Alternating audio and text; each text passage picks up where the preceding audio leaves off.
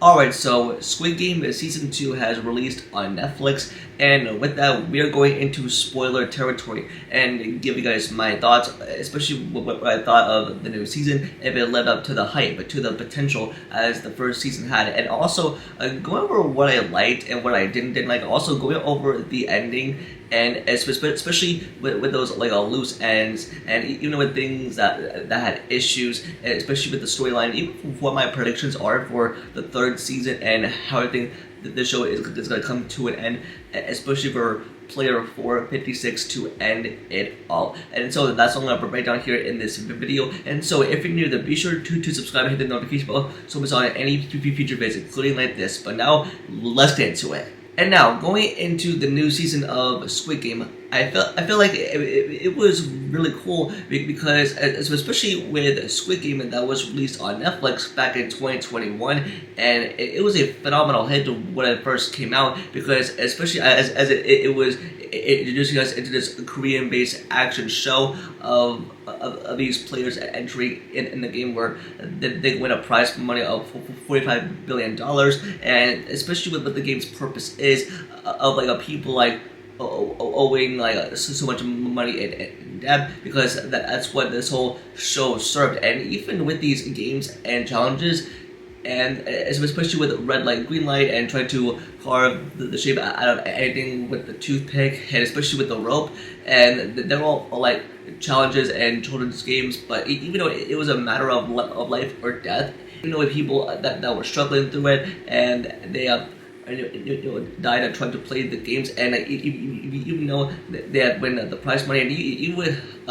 jung-jae, player 456, has entered the games, because especially where he is coming from, because he owed a lot in debt, and even like he's a divorced father, and trying to go into the games and trying to win that prize money. But I really liked it, as we got like so many awesome cool moments, and to see the way it changed everything in media forever with this show, and it was a big hit. And by the end of season 1, with Gi-hun, that like gets a call from the salesman before he gets on that plane, and now he is officially coming back to end the games for good. And even going into this new season, like I feel like it was a lot different, but not as memorable, because it could have had potential, because even though at the start of the new season it picks up right where it left off, where the first season left it on its cliffhanger, because I thought it was going to be a one and done show, but I'm still surprised that the show continued to move forward. But even though how they're going to resolve things, especially with Gi-hun going back to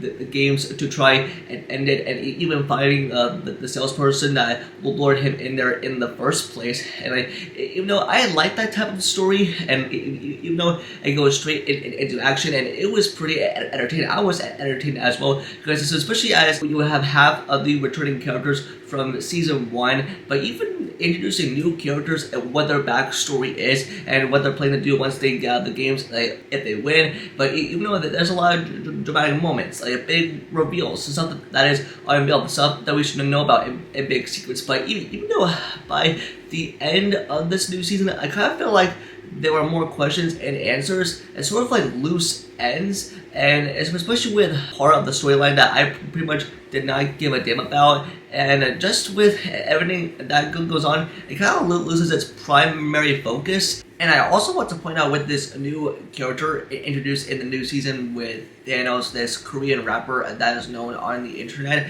and even though that this is the replacement for jung-jae, this was the villain antagonist from season 1, that even though it was explained that he had a violent past, and with this new character being introduced, I feel like they wouldn't like repeat steps for what the first season did. But even though that this feels completely out of place, but I have a feeling like this character was not going to survive until he literally got stabbed by a fork and died in the penultimate episode. I just liked what we got, and it was pretty good, but even though it was not as memorable, and even with the games that were in here, but even with red light, green light, which I really enjoyed, it felt so nostalgic, just to bring one of the games back into the new season. So I think it was not as memorable, but it was enjoyable enough. And now I want to get into my main issues and stuff that I really didn't like, and that is for the fact that they brought back Jung-jae,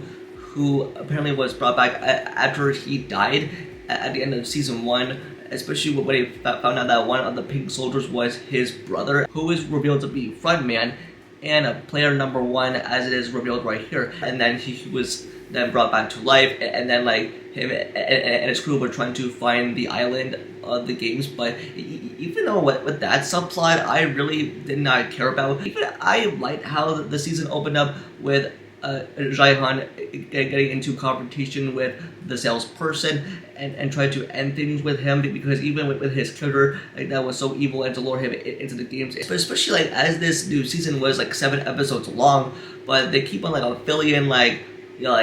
story points that took away its primary focus for what the new season is actually about, and that's what jung-jae like trying to put an end to the games. Like I thought like secrets were gonna be revealed, like what kind of backstory that is within the games as well. But even though with jung-jae that has to now go back through the games with the new players and explain them how the games work, especially with the new games, especially with the 6 lighted up Pentagon and Mingle, and even though it was leveled up a ton, and I just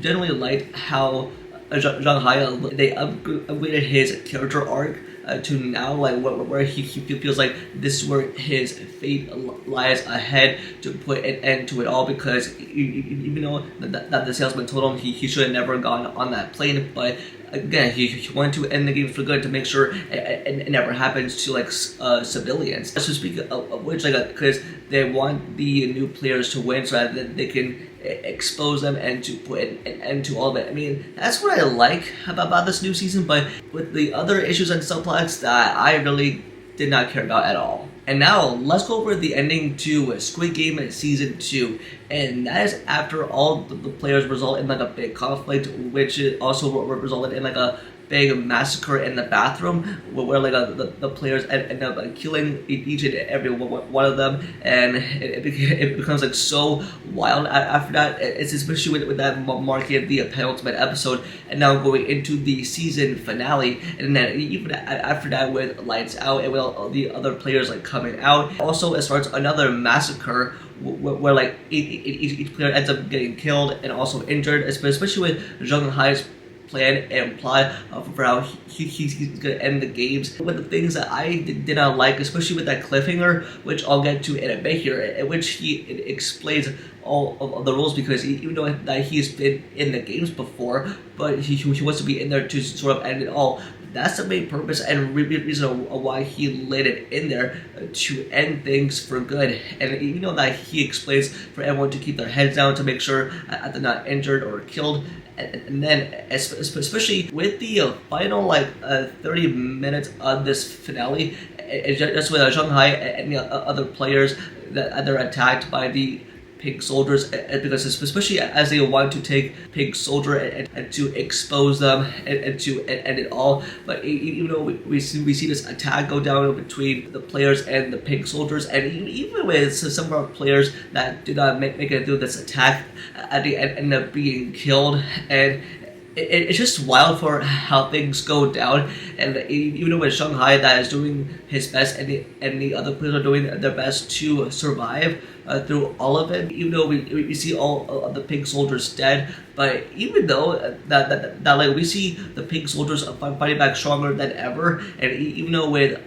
player 1, with this slight little twist that we see in this player, it's not like he immediately shots like the other 2. And then like we see him acting on like the good side, but I think the main twist here is that people are saying that he's actually the front man. I think with the twist here is that like he might not be what he says he is, but even though that like he like shot other players, but no, especially with that ending, Jung-jae and his other player are like being held hostage by the front man, and then especially with this whole horrifying death in the season finale, it like happens, because especially as it is said that with Jung-jae, if he's gonna serve as the hero, playing in the hero story, and that's where it ends on like a major cliffhanger, and that's where I really get like upset and frustrated by the fact that they ended this off with a cliffhanger to find out what happens next. And even though that we haven't figured out who the front man is, and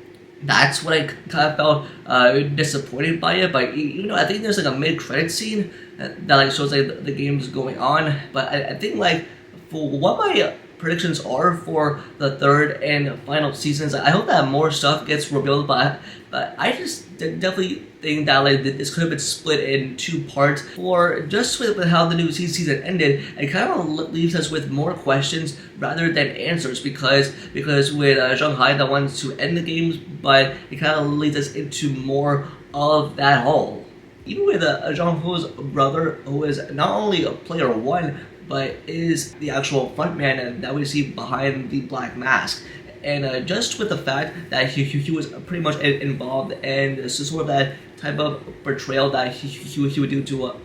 Gi-hun and like the rest of his people, but he is sort of like the one that is controlling it all. And even with Jung-jae's mission and its purpose is just to like end the games and just to make sure that it never happens. I just like I definitely think that there is some type of backstory behind all this. But yeah, like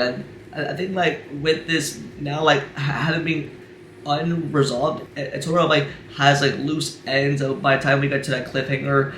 But I just think that hoping that the third season, which is the last season, actually delivers. And even though that we had to wait like 3 years after the first season because we all thought it was going to be a one and done show, but they decided to keep going. And so there you have it. This was my breakdown of the ending for Squid Game Season 2, and with my thoughts and spoiler thoughts on the new season as a whole and in general. And to think, I thought it was good, it was entertaining, but it was not as good as the first. But it still brought back nostalgia for what we loved about Squid Game and the entire show, what the players had to go through, and just especially with the prize money and from what the game's purpose had built. But I just thought that it was not as good, but it was entertaining. But there were so many loose ends, and I just can't get over like how they ended the season like that. It makes me want to crave more. But I just hope that with the third season, which is the final season, I hope that they tie in loose ends and get things resolved. And so especially with Jung-jae, and hope that he definitely does in the games, and to just live a normal life as well as with the other players. But even though they might not survive, because even though in the last season, in the first, that with Jung-jae, he was the only one left standing. That's why he's player 456. But also just to have him like and it all and to be named the hero of the story, like the hero's journey. And so yeah, that's all I got for you, and let's hope that the final season delivers as well. But that's gonna do it for this video. Just let me know in the comments below, and what were your thoughts on season 2 of Squid Game? Did you like it? Did you not like it? And what would you rate this new season 1 out of 10? Just let me know in the comments. Don't forget to like the video and subscribe to the notification bell for future videos. You also follow all my social medias over the link down below. And with that, I'll see y'all next video. Peace.